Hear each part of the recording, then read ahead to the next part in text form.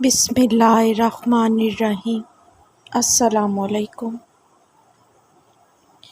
میری پیاری بہنوں، نماز ہمارے دین کا ایک اہم رکن ہے۔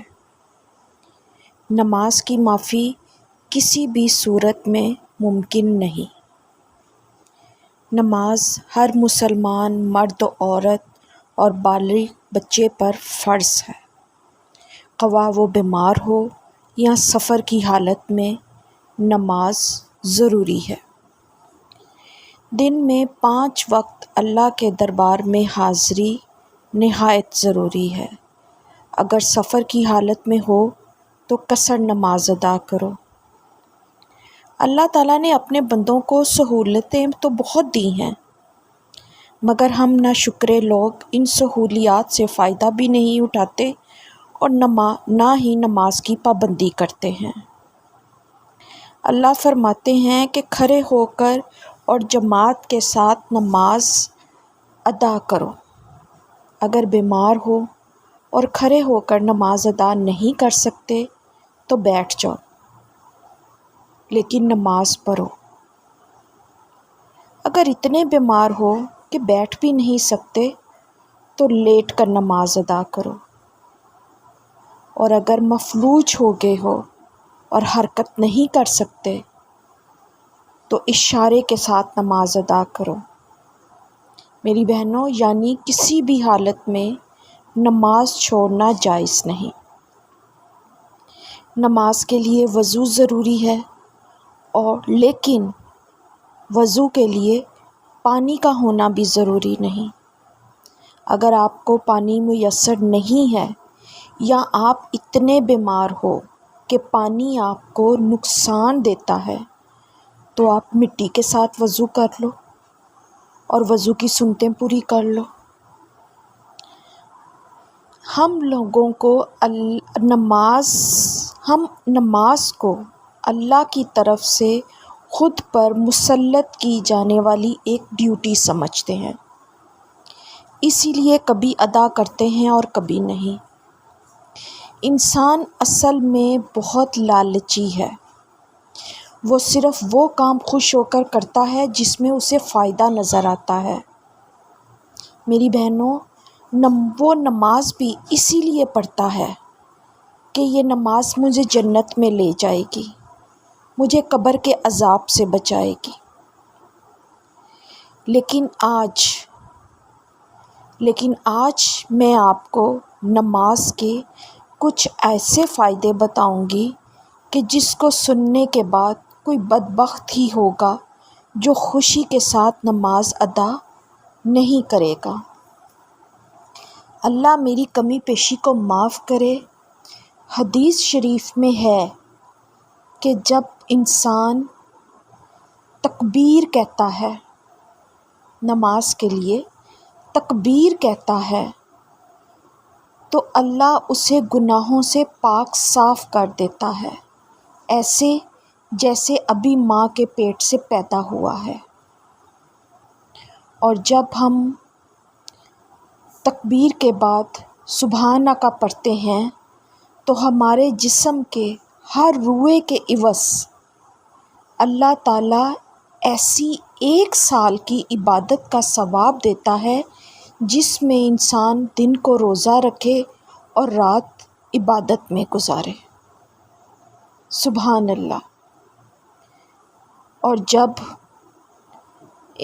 ہم اعوذ باللہ من الشیطان الرجیم اور بسم اللہ الرحمن الرحیم پڑھتے ہیں تو اللہ تعالیٰ ہمارے نامہ اعمال میں 40,000 نیکیاں لکھواتا ہے اور 40,000 ہی برائیاں دور کرتا ہے، اور جنت میں ہمارے لیے 40,000 درجے بلند کرتا ہے۔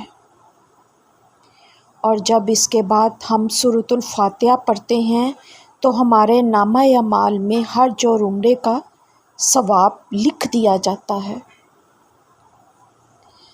اللہ میری کمی پیشی کو معاف کرے۔ میری بہنوں، جب ہم رکوع میں جاتے ہیں اور رکوع میں سبحان ربی العظیم پڑھتے ہیں تو گویا اللہ کی راہ میں ہم اپنے برابر کا سونا صدقہ خیرات کرتے ہیں اور ہم تمام کتب منزلہ کی تلاوت کا ثواب ہمیں ملتا ہے،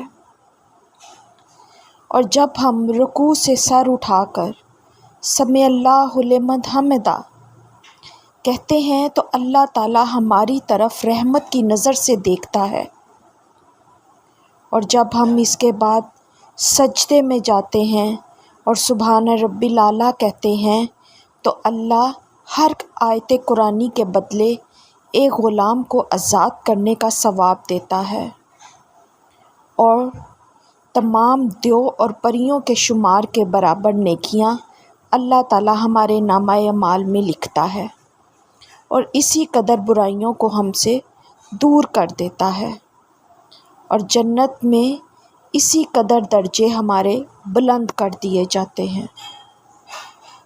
میری بہنوں، اور جب ہم اتحیاتوں پر بیٹھتے ہیں اور اتحیاتوں پڑھتے ہیں تو اللہ تعالی ہمیں صبر کرنے والوں کا ثواب عطا کرتا ہے، اور جب ہم نماز پوری کر کے سلام پھیرتے ہیں تو اللہ تعالی جنت کے آٹھوں دروازے ہمارے لیے کھول دیتا ہے، اور ہمیں اختیار دیتا ہے کہ ہم جس دروازے سے بھی چاہیں جنت میں داخل ہو جائیں۔